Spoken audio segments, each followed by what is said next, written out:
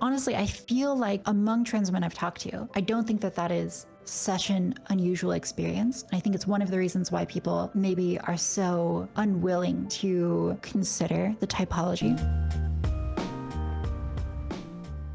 What kind of AGP do you identify as? Yes, that's an interesting question. And I feel like it gets to the heart of maybe one of my criticisms with Blanchard's typology, which is that I feel it is in some ways too restrictive. I feel like I have genuine attraction to men in addition to attraction to women. And it doesn't feel like it is fully meta attraction. I think that's the term. You know, I can just speak to my own experience, but I think I tend to be someone who's pretty good at honestly evaluating their own emotions. And when I'm attracted to men, it doesn't feel like it's totally in self-reference. I mean, I can like look at attractive men and not imagine myself at all, but still find them, you know, attractive or sexually interesting. Yeah. So I feel like among trans men I've talked to, I don't think that that is such an unusual experience. And I think it's one of the reasons why people maybe are so unwilling to consider the typology is because in some ways, like it makes these grand sweeping statements and tends to be pretty hardline about them in ways that just like don't match people's experiences. Yeah. So when we talk about these things, I think it's important to recognize that like these are theories and they're not set in stone. And just because someone thinks that, you know, a part of the theory resonates with you doesn't mean that you have to sign on to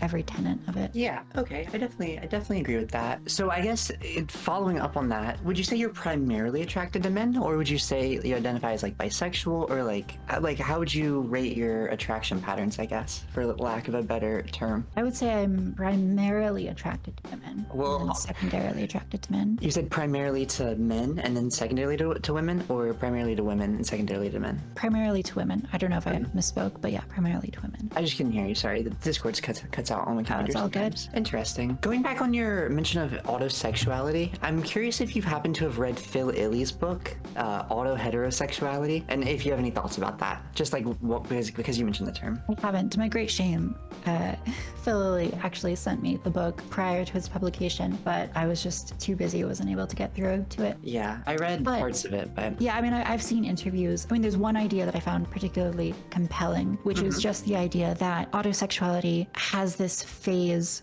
of sensual love or passionate love, and then a phase of more companionship love. I think that a lot of trans women have the experience of starting transition, and it inflames the passions of autogynephilia initially. But after a year or 2 years, that doesn't exist. And in fact, in that time period, within the first 1 or 2 years, the feeling of AGP declines a lot. Part of that is taking estrogen and it kind of nuking your sex drive. But I think another part of that is that it becomes much more similar to a kind of companionship love, which again, I think speaks to the fact that when we're talking about AGP, it doesn't have to be a matter of kind of gross perversion, a kind of deep and romantic love for the embodiment of an ideal. And I think in some sense that is a manifestation of a greater human desire to achieve things and to reach for a kind of perfection and a kind of aesthetic idealism. And I think that's something that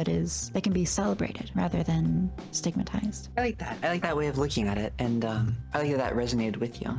So transmaxing, do you have any history with that, or like how did you end up in the manifesto there?